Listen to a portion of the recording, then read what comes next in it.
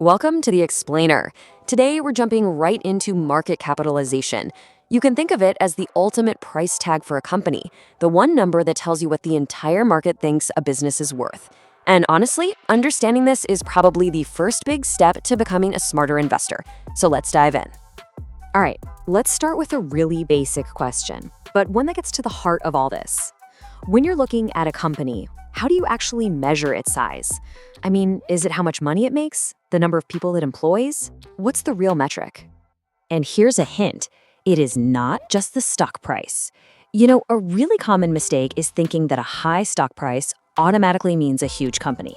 But a $500 stock isn't necessarily bigger or better than a $50 stock.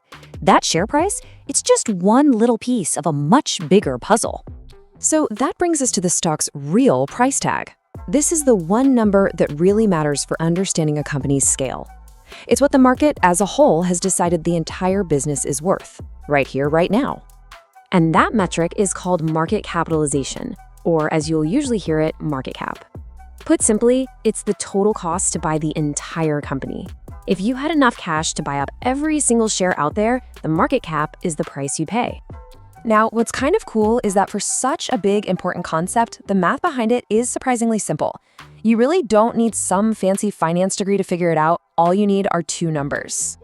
Here's how it works. First, you just find the current price of one share of the stock. Easy enough. Then you multiply that number by the total number of shares the company has out in the world. That's what we call shares outstanding. And that's it. Seriously, that's the whole formula. Okay, let's walk through a quick example to make it real. Let's pretend we have a company called American Innovations Corp. Let's say its stock is trading at $150 a share, and there are 50 million shares out there. So we just do the math, 150 times 50 million. And boom, there's our number. American Innovations Corp has a market cap of $7.5 billion. And see, that's the big aha moment. It's not a $150 company, it's a $7.5 billion company. Big difference. But here's something you've got to remember. This number is not set in stone. Because a company's stock price is constantly moving up and down while the market's open, its market cap is changing right along with it. It's like a live price tag, updating every single second. So how do investors actually use this number?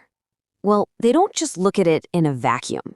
They use market cap to put companies into different groups or categories. And this is absolutely key for understanding a stock's potential for growth and its potential risk. Generally, the whole market gets broken down into three main buckets. Up top, you've got your large caps. These are the giants, the household names like Apple or Microsoft, worth over $10 billion. In the middle, you have mid caps.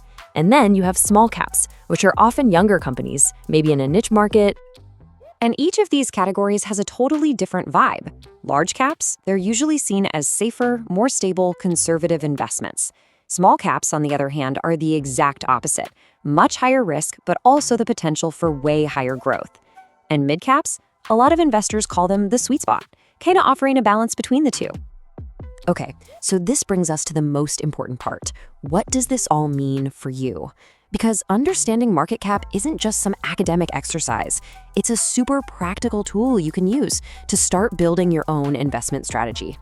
Because once you get the difference between these categories, you can start making really intentional choices.